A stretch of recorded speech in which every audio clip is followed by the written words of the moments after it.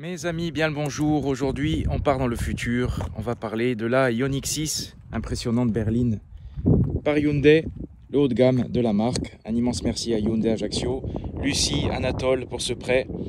Donc, c'est une version propulsion, 77 kWh, et c'est une voiture qui propose 614 km d'autonomie au maximum. Alors, il y a beaucoup de choses à dire, énormément de choses à dire, au niveau du design notamment.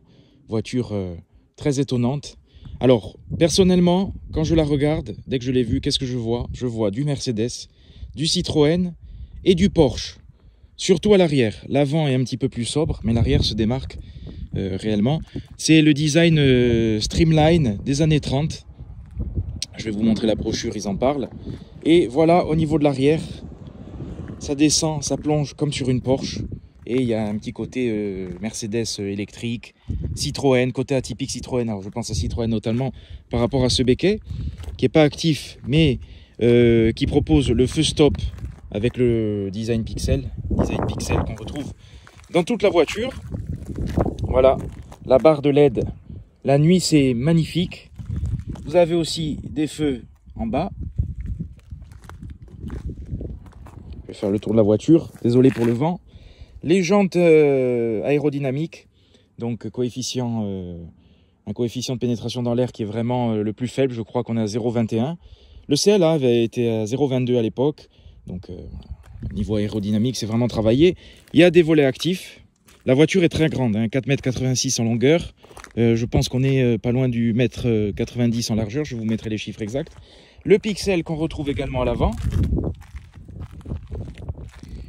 Les volets actifs, je vais vous montrer ça tout à l'heure.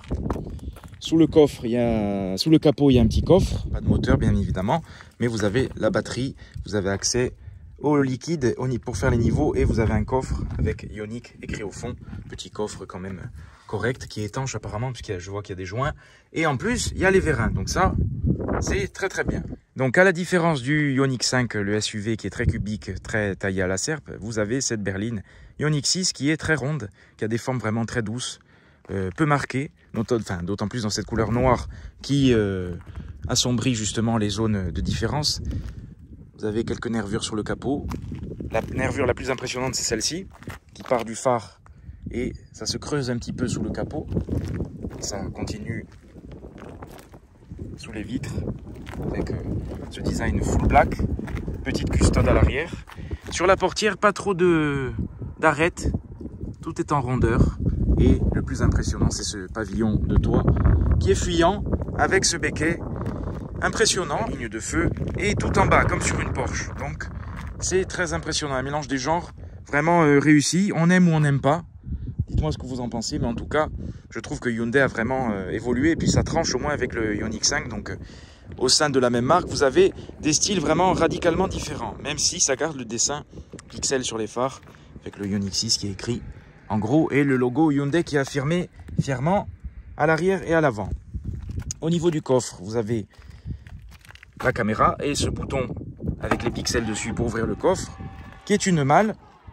Alors 400 litres de capacité, c'est pas énorme pour la catégorie. Au vu du gabarit de la voiture, c'est quand même pas beaucoup. Mais il y a les batteries, donc c'est comme ça. Et l'ouverture de la malle, on penserait que c'est un haillon, mais en fait l'ouverture de la malle qui est quand même assez correcte. Vous pouvez rentrer de gros objets. Et la découpe qui est impressionnante puisqu'on voit la partie en métal qui est très épaisse. Donc on voit vraiment que c'est du costaud. La vitre arrière qui est très inclinée. Alors là, on est vraiment comme sur une Porsche. Hein. Pour le coup, l'angle semble similaire. Le système de vérin, voilà, qui est visible. Et les découpes qui sont impressionnantes. Le design pixel qui est repris également sur les clignotants. Et les poignées affleurantes pour ouvrir cette Ioniq 6 et accéder à cet intérieur magnifique qui est très impressionnant. Et puis là, on est dans une bulle de confort, c'est cocooning. C'est l'esprit zen, c'est l'esprit yoga, c'est l'esprit détente. Et surtout, l'avantage, c'est que ça utilise des matériaux de couleur claire. Donc, ça égaye un petit peu l'intérieur. Et puis, la luminosité est excellente, notamment avec le toit ouvrant. Alors là, il n'est même pas ouvert. Mais comme il fait beau, ça égaye vraiment l'intérieur. Vous avez un mélange de styles. Vous avez du cuir. Vous avez des matériaux recyclés. Alors, il y a pas mal de choses recyclées. Hein. Les tapis de sol sont en fait des filets de pêche recyclés. Vous avez du plastique recyclé. Notamment sur cette partie-là, on le sent quand on touche. On a l'impression C'est un petit peu rugueux de toucher une lime à ongles en fait. Et c'est bien d'utiliser ce genre de matériaux. Plastique moussé, texturé. Vous avez du textile recyclé. Toute cette partie de la sono Bose qui se prolonge jusqu'ici. Alors ça fait imitation alu. Un plastique avec effet de vague, on dirait des reflets, mais en fait c'est vraiment dans la masse. Siège ventilé et chauffant. Et c'est la pureté. Vraiment, c'est une voiture papale. C'est la papa mobile moderne. C'est impressionnant. Vous avez aussi ce dessin avec ce montant qui revient comme ça sur le tableau de bord. En fait, il accueille, sur les versions supérieures, il accueille l'écran des rétroviseurs caméra, que cette voiture n'a pas, mais les rétroviseurs sont très grands et la visibilité est excellente. Vous avez un grand pare-brise, bonne visibilité. Tableau de bord qui n'est pas proéminent, donc c'est assez fin, assez raffiné. Et vous avez ces deux écrans que je vais vous montrer en détail tout à l'heure. On aperçoit également la console centrale qui est creusée. Vous avez un rangement en dessous qui est immense, avec, je n'avais pas vu une prise 12 volts qui est en dessous. Il faut y accéder par contre, hein, donc c'est quand même compliqué. Là, il y a aussi un petit liseré de couleur avec l'étiquette Ioniq 6. Vous avez également le seuil de porte Ioniq 6 avec le dessin pixel qui est repris partout. Donc ça, je vous ai dit, c'est des filets de pêche. Voilà. Ça sent pas le poisson, hein, pour autant, ils ont bien fait les choses. Et vous avez une feuille de protection sur le plancher qui est moussé, vraiment épais. Le dessin pixel qui est repris également, pédalier alu. Les commandes frein de parking électrique, commande de rétroviseur. Pour ouvrir le coffre, à l'avant, c'est ici. Le SP off, pour ouvrir la trappe à carburant, j'allais dire, mais non, pour la prise. Et pour ouvrir le coffre électrique à l'arrière. Une poignée dessin Streamline des années 30, également repris sur le commodo de vitesse. Les volets actifs qui s'ouvrent et qui se ferment. C'est K2000 la voiture. Alors à l'arrière, c'est le luxe, c'est le grand voyage, c'est l'esprit zen, yoga, détente. L'ouverture de porte est gigantesque. Le plancher est plat et il y a un espace à bord énorme. Bon, la voiture fait quand même 4,85 m en longueur, donc il y a de quoi faire. Alors on va rentrer à l'arrière. On rentre assez facilement, plus facilement que dans le CLA. C'est impressionnant, c'est quelque chose de futuriste, de très confortable, de très apaisant. C'est un peu le prolongement du salon, voilà, de la maison. Surtout quand c'est clair, déjà ça rajoute quelque chose. Bon là, pour les enfants et les tâches, là c'est quand même très très compliqué.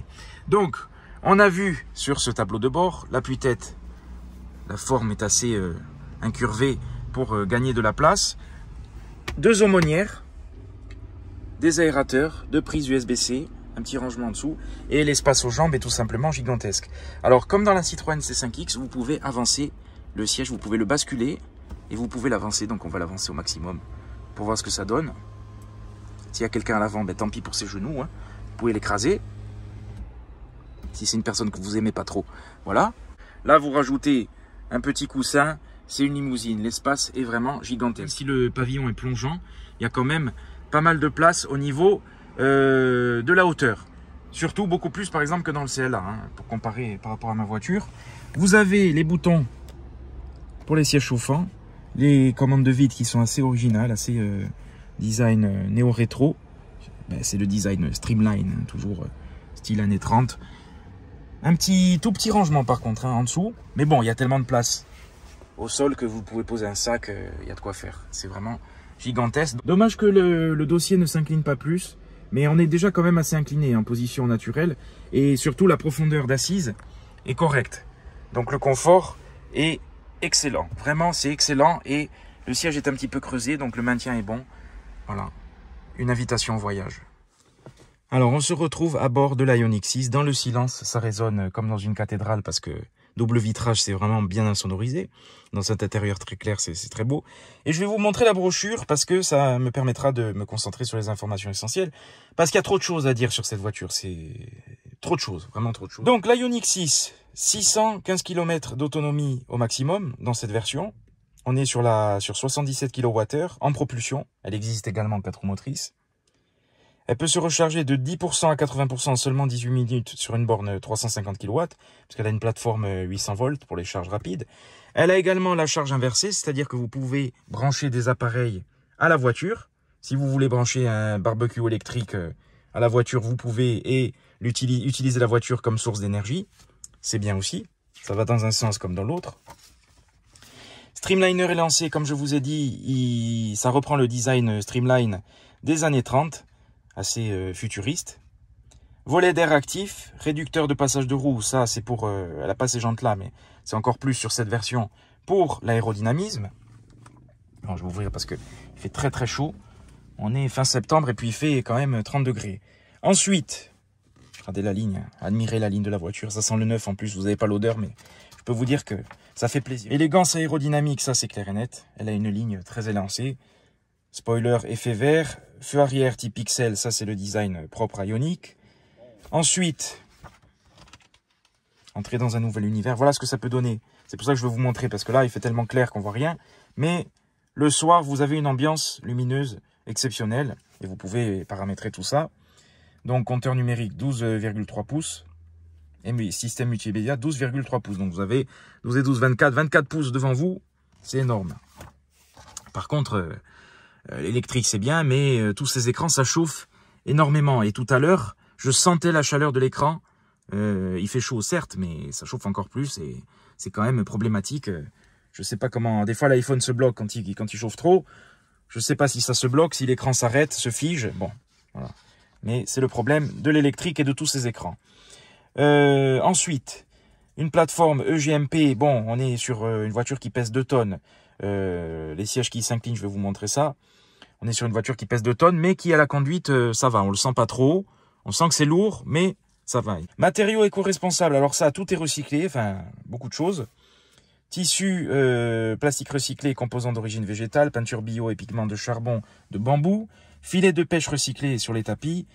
Voilà, bon, vous avez du blé, vous avez du riz, vous avez du poivre, vous avez plein de choses. C'est vraiment bien. Voilà, ça, c'est clair que quand on peut recycler des choses, autant s'en servir, ça c'est très bien. Plateforme révolutionnaire, voilà. 614 km d'autonomie. Recharge rapide, plateforme 800 volts. Freinage régénératif et modulable. Vous avez les palettes au volant. Alors les palettes qui sont là, sauf que c'est pas pour les vitesses, c'est pour plus ou moins selon le degré de freinage régénératif que vous voulez. Donc si vous mettez au maximum, la voiture va freiner très fort, mais va recharger beaucoup. Ou sinon, vous pouvez mettre en roue libre. Si vous lâchez l'accélérateur, la voiture ne va pas freiner, mais il y aura beaucoup moins de recharge du coup. Chargeur inversé, c'est ce que je vous ai dit. Vous pouvez charger un barbecue, un four, un micro-ondes, enfin tout et n'importe quoi. Mais ça, c'est pas mal aussi. Si vous avez une panne d'électricité chez vous, vous connectez la voiture et puis vous avez la cuisine qui marche. Connecté comme vous, bon ouais, même hyper connecté, hein, parce qu'on est vraiment dans quelque chose avec toutes les aides à la conduite qui sont intrusives. C'est un autre monde, mais ça, c'est pas celle-ci, hein, c'est propre à l'époque. Son Bose, vous pouvez mettre un son artificiel. Alors ça, c'est bien parce que vous pouvez régler le niveau. Quand vous roulez, la voiture fait un bruit simulé d'électrique et vous pouvez régler le volume, voire le désactiver. Ça, c'est bien. Chargeur sans fil, qui est là. Voilà, elle est heureuse, elle est contente. Service connecté Bluelink. Bon, ça, je passe, vous pourrez mettre sur pause et lire. Il y a énormément de services connectés. Vous pouvez programmer la charge, programmer le chauffage de la voiture ou la ventilation. Voilà, ça, c'est les voitures smartphones. Mise à jour à distance, comme chez Tesla. Donc, le système se remet à jour automatiquement. Et voilà toutes les aides à la conduite. Alors, moi, personnellement, vous savez que je ne suis pas fan, je trouve que c'est trop. Mais bon, c'est comme ça. Le problème, c'est qu'il faut les désactiver en plus à chaque démarrage. Donc, vous avez le régulateur adaptatif intelligent, l'assistance de maintien dans la voie, freinage d'urgence. Bon, ça, c'est bien. Maintenant, c'est démocratisé. L'assistance active au maintien dans la voie. Donc, il y a un pilotage automatique de conduite autonome de niveau 2 sur cette voiture. Surveillance des angles morts avec les caméras 360. Alerte de circulation transversale. Voilà, il y a énormément de choses. Feu de route intelligent. Donc, feu matrix LED qui se règle en fonction de ce qu'il y a en face de vous. Voilà, technologie intelligente. Alors, voilà ce que ça donne. C'est pour ça que je voulais vous montrer aussi la brochure. Vous voyez ce que ça donne avec les écrans. La caméra en guise de rétroviseur et l'écran sur cette partie. Donc, en fait, cette partie-là est juste décorative, mais elle sert vraiment à accueillir l'écran du rétroviseur. Et là, ça se prolonge. Ça fait un effet aile d'avion qui se prolonge sur toute la longueur. C'est vraiment pas mal. Vous avez les couleurs. différent de la voiture. Alors vous avez un bleu vif, enfin un peu plus vif, sinon on reste dans le noir gris qui va avec l'époque, parce que maintenant, regardez autour de vous, la couleur a un petit peu disparu du mobilier urbain, des voitures. C'est rare de voir des voitures de couleur. Bon, ça revient un petit peu avec le covering, mais du moins dans l'urbanisme, on est dans le gris. Et c'est bien dommage, parce que la couleur, regardez quand c'est clair, là c'est pas vraiment des couleurs vives, mais c'est classe, c'est élégant et c'est apaisant. Voilà les différentes jantes que vous pouvez avoir sur la voiture, 18 ou 20 pouces. Et dimension 4,85 m, et en largeur, on est sur 1,88 m, sans rétroviseur. Voilà, garde au sol de 14 cm, ça c'est bien. Et vous avez une boîte à gants typée capture, un tiroir, alors qui fait un peu cheap, mais bon, ça a le mérite d'exister. C'est du plastique recyclé, je pense aussi. Mais c'est bien, on est comme à la maison, on est dans un salon. Alors voilà la clé de la voiture qui est en plastique très léger, donc c'est dommage que ce soit pas de l'alu. Peut-être qu'ils amélioreront la chose. Vous avez 4 boutons et des boutons sur la tranche, je vais vous montrer pourquoi. Regardez en bas les volets actifs qui vont s'ouvrir. Voilà. Et quand on appuie sur les boutons sur la tranche,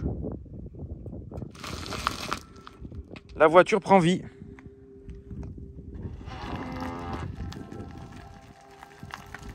Comme chez Tesla, elle avance avec ses boutons sur la tranche. Elle avance et elle recule toute seule. Alors c'est bien pour sortir d'un garage étroit ou épater les enfants. C'est la seule utilisation que je vois. Mais en tout cas, c'est marrant, c'est pratique. C'est K2000, on est dans le futur. Et là, je vais la faire reculer. Alors s'il y a un obstacle, elle détecte toute seule.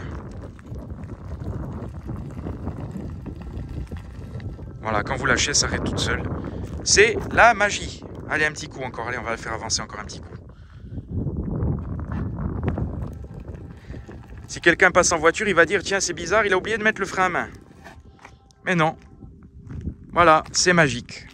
Alors au niveau esthétique, je remarque d'autres petits détails en faisant le tour de la voiture, notamment cette partie de carrosserie qui est un petit peu plus proéminente et qui est également proéminente dans le phare. Donc il y a une continuité. Voilà, il y a plein de petits détails de design avec les phares qui se terminent en pointe. Vous avez le double béquet sur l'arrière. À noter aussi le bas de caisse qui est gris, voilà, qui contraste avec le noir, et ça fait le rappel de l'intérieur qui est gris, avec la continuité des jantes aérodynamiques en gris également. Des petites ailettes, c'est très travaillé, hein, jusqu'en bas de caisse. Alors au niveau des pneus, on est sur du 225-55-18, donc des gros pneus en cook. Et la jante aérodynamique, le problème c'est qu'elle est pleine et que si vous tapez contre un trottoir, elle prendra forcément. Vous avez également ces ailettes aérodynamiques. Tout est calculé pour l'efficience. Écoutez le bruit de la portière. Bon, même la poignée déjà, hein. Ça fait costaud. Vous avez ces petits renfoncements derrière pour la prise en main. Et quand vous claquez, écoutez. Voilà, c'est un bruit ferme, assez costaud. Ça respire la qualité. Ça fait pas cheap pour le coup. Alors, on se retrouve au niveau de cet intérieur type salon luxueux. Vous avez dans la portière un petit rangement ici. D'ailleurs, ça sert de poignée de porte sur rebord. Donc, c'est vraiment bien. Double vitrage, insonorisation excellente. Un petit bac de porte en dessous. Une console centrale flottante avec un immense rangement en dessous. Donc, vous pouvez mettre un sac et tout. Il y a un rebord pour pas que ça tombe. C'est vraiment bien. Sur cette partie, c'est dommage qu'il n'y ait pas un volet pour tout fermer. Vous avez les commandes de vitres qui sont assez classiques sur ce tissu assez rugueux. Donc là, on sent que c'est du recyclé, mais c'est bien. Ça, je trouve que c'est très bien, c'est pour la bonne cause. La recharge par induction, prise USB, 2 porte-gobelets. Donc vous pouvez poser le téléphone là ou là. Vous avez un rangement également pour la clé ici. Un grand rangement au milieu, 2 prises USB-C. Il y a des prises un peu partout, hein. Ça, c'est vraiment bien. Ensuite, vous avez les commandes de clim en partie basse. Donc bouton tactile. Des boutons de raccourci, ça c'est très bien. Le bouton de la caméra, je vais vous montrer ça de suite. Donc caméra avant, caméra 360. Ça c'est la qualité est bonne, hein, donc c'est bien. Et vous pouvez je découvre avec vous. Vous pouvez vous zoomer. Et vous pouvez mettre la caméra arrière. Voilà, il y a toutes les caméras. Qualité très bien. On voit partout et il faut parce que le gabarit de la voiture est énorme et la visibilité n'est pas exceptionnelle. Surtout à l'arrière parce que la vitre est plongeante. Donc vous ne voyez rien à l'arrière. Sur le côté, ça va. Les vitres sont grandes et la visibilité à l'intérieur est vraiment bien. D'autant plus quand on ouvre le toit. Voilà. Toit ouvrant électrique. Siège chauffant ventilé. Là, je l'ai mis parce qu'il fait très très chaud. À noter la ceinture qui est grise aussi. Donc, c'est très très bien. Plutôt que toujours d'être dans le noir. Alors ensuite, au niveau des écrans, parce qu'il y a énormément de choses à dire et je vais forcément oublier des choses. Vous avez le menu qui s'affiche comme ça, comme sur le Ioniq 5. J'avais fait la vidéo, vous pouvez aller la voir, elle est disponible sur la chaîne. Mode électrique, qui affiche toutes les informations électriques. Alors, bruit de la nature, vous allez voir. On peut mettre une ambiance. Alors, comment y accéder? Voilà. Alors, vous pouvez mettre des bruits de la nature. Clapotis des vagues. Jour de pluie. Terrasse de café. Voilà, on est dans la SMR. Village enneigé, bruit sylvestre, clapotis des vagues. C'est bien parce que c'est gadget, mais on va pas jusqu'au coussin péteur comme chez Tesla et je trouve ça très très bien parce qu'au bout d'un moment, faut arrêter les conneries. Ensuite, donc, après le mode électrique, vous avez carte navigation, donc carte qui vous affiche comme indiqué la carte et navigation pour les détails du GPS. Ensuite, téléphone, projection du téléphone, c'est Android Auto CarPlay. Climatisation, mémo vocal, vous pouvez parler et enregistrer. Alors voilà, là, il y a beaucoup d'informations. Le tactile est très bien, ça va, il n'y a pas de souci. Vous avez donc air conditionné, vous réglez la vitesse, voilà. Si vous voulez que le conducteur. Activer lorsque le liquide de lave-glace est utilisé. Voilà, ça, je sais pas, air recyclé, voilà. Énormément d'options de réglage. Ensuite, chauffage, ventilation, c'est pour les... D'ailleurs, pourquoi la clim s'est mise en route? Voilà. Chauffage, ventilation, c'est pour les sièges. Donc là, si vous appuyez en bas, vous réglez la ventilation. Et si vous voulez chauffer, vous appuyez en haut. Voilà. Et là, ça chauffe le siège. On va éviter parce qu'il fait déjà une chaleur incroyable. Voilà, on va remettre comme c'était. Le volant chauffant. Mode voiturier, mode silencieux. Ça, c'est par rapport à la radio. Airbag passager pour le désactiver. Paramètres. Voilà. Les paramètres. Paramètres généraux. Il y a encore un. Vous regardez tous les menus qu'il y a. Affichage. Thème, disposition. Vous pouvez changer toute la couleur. Luminosité automatique. Filtre lumière bleue. Ça, c'est bien. Puisque là, on est carrément sur 24 pouces. Les deux écrans. Donc, on est sur un ordinateur. Le soir, ça doit être une boîte de nuit. Réglage du véhicule. Alors, vous pouvez mettre les assistances au conducteur. Voilà tout ce qu'il y a. Donc, ça. Et encore un sous-menu. C'est énorme tous les réglages qu'il y a. Assistant, conduite sur la route. C'est bien parce qu'il y a des choses qu'on peut désactiver. Et je pense qu'elles vont rester désactivées. Donc ça, c'est bien.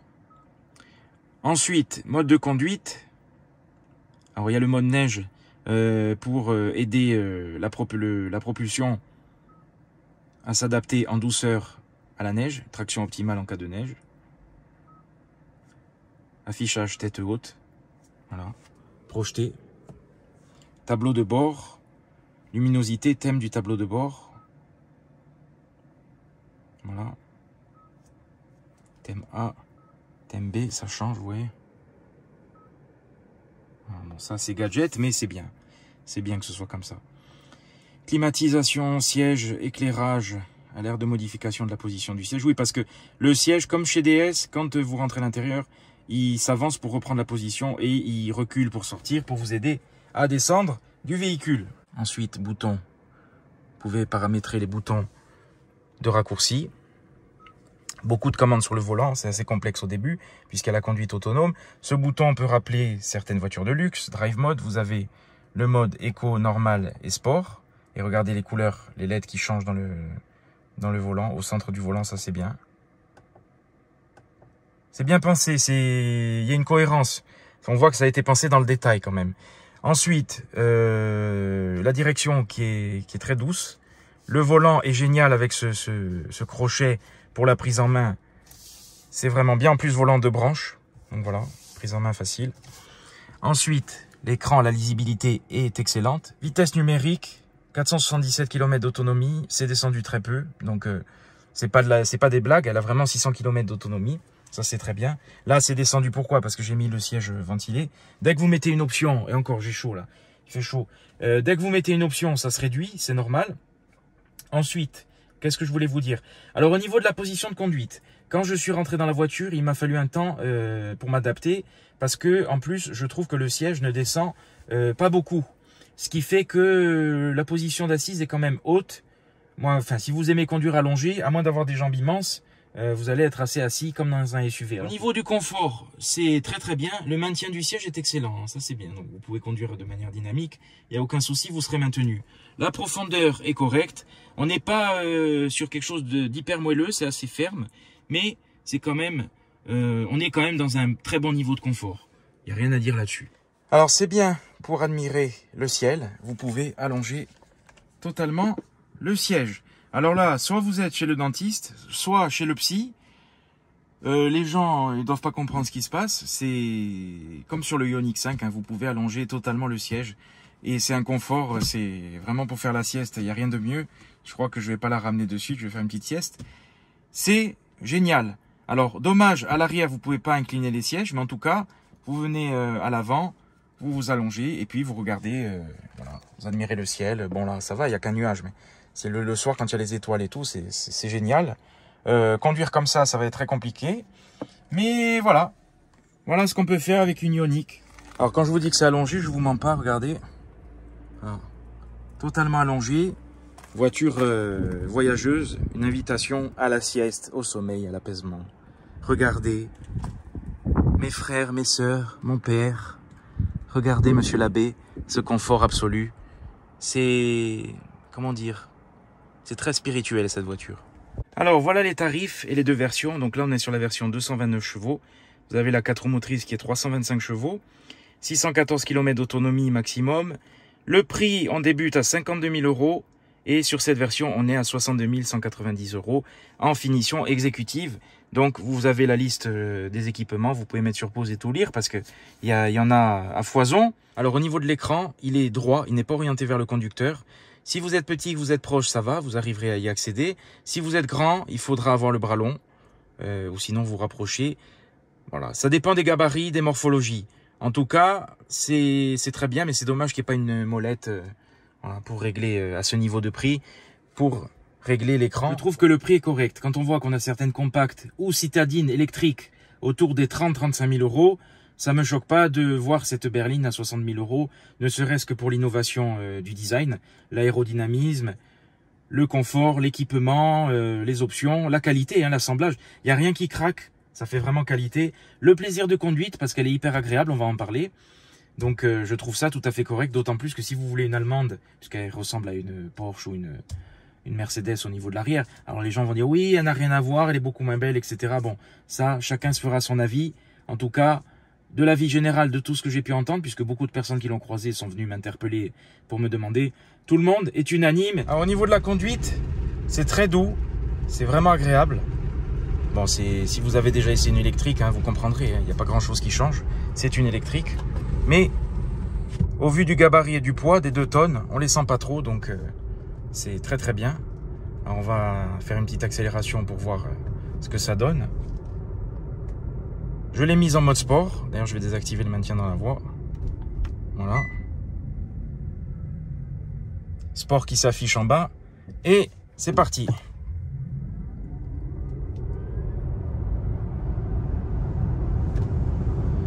Alors ça pousse, c'est linéaire, mais c'est l'avantage de l'électrique d'avoir le couple de suite. Il y a de quoi quand même accélérer, doubler tranquillement. Et quand vous repassez en mode éco, voilà, la voiture se calme, la direction s'adoucit et vous avez 2 voitures en une parce que ça change radicalement les performances. Alors par contre ça c'est pénible. Ça bip tout le temps dès que vous vous approchez d'une ligne. Voilà, les aides à la conduite qui sont pénibles, hein, surtout les bips, hein, sans arrêt. Dès que vous vous approchez ça ressonne encore, Je supporte pas ça. Ça, c'est vraiment l'aspect des voitures modernes que je déteste. C'est qu'elles veulent prendre le dessus sur nous et c'est horrible. Alors, quand vous vous approchez d'un rebord, d'un trottoir ou même dans un rond-point, si vous vous approchez de l'intérieur du rond-point, vous avez la caméra qui se met soit côté droit ici ou de l'autre côté de l'écran pour le côté gauche, qui vous affiche le bas de la voiture avec le rebord pour pas taper. Donc ça, c'est bien pour manœuvrer également. La voiture fait une sonorité fausse, hein, bien évidemment, hein, dans la sono. J'ai l'impression de jouer du theremin. Si vous connaissez pas, c'est un instrument de musique souvent utilisé dans le paranormal. Et si vous mettez le mode sport, alors là, ça change. Hein. Là, le volume augmente. Et c'est très impressionnant. On a l'impression d'être à Disneyland ou dans un dessin animé. C'est très bizarre.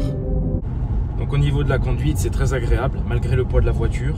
C'est assez estompé par la puissance. Avec l'électrique, le couple est disponible de suite, donc il y a de quoi faire et doubler. Le volant est assez incisif, hein. C'est vrai qu'à peine vous tournez, voilà, le maintien dans la voie. Alors ça, il faut le désactiver à chaque fois. Ça, c'est insupportable, toutes ces aides. Elle conduit de manière autonome, en fait. Je sais pas ce qu'elle fait. Vous voyez, j'ai rien touché. Et la voiture se met direct à conduire de manière autonome. Et je ne veux pas, je veux conduire. Comment le désactiver? Ah, voilà. Il fallait appuyer un coup. Alors, si vous appuyez un coup sur ce bouton, ça active la conduite autonome. Si vous appuyez longtemps, ça désactive le maintien dans la voie. Mais ça maintient la conduite autonome. Enfin, c'est paradoxal. Voilà, ça rebip. Non, les nouvelles technologies, c'est trop, quoi. Je veux dire, c'est... Bon, je pense qu'on peut tout désactiver, heureusement, parce que c'est insupportable. C'est lourd. Vous voyez, il y a encore des gens à la plage. L'eau doit être froide, mais en tout cas, il fait chaud. Voilà, j'ai désactivé la lecture des panneaux, comme ça, elle va plus biper. Ça, c'est bien, quand même, qu'ils aient laissé la possibilité de désactiver les choses, parce que maintenant, il y a certaines voitures où on ne peut plus désactiver, voire certaines qui parlent carrément, qui vous disent, faites attention, réveillez-vous. Non, je veux dire, au bout d'un moment, non, c'est plus... Là, c'est plus de l'automobile, c'est du contrôle, c'est un film de science-fiction. Bon, quoique, c'est en train de devenir la réalité petit à petit. Je ne vous ai pas parlé du son Bose.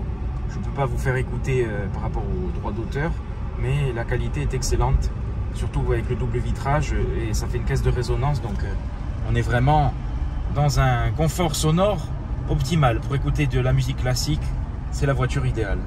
Alors j'ai roulé un petit peu sur une route dégradée où il y avait beaucoup de trous et tout, parce que les travaux n'en finissent jamais.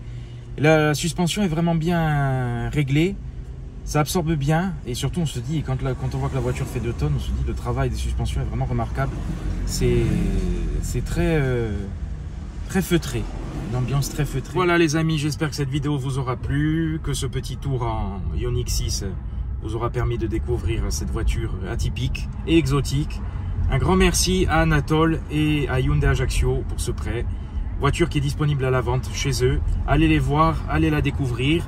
Avec le code JBM, forcément, vous avez une remise de 40%. Voilà. Donc, encore merci. Likez, partagez, faites découvrir la chaîne. Et surtout, abonnez-vous. À bientôt, les amis.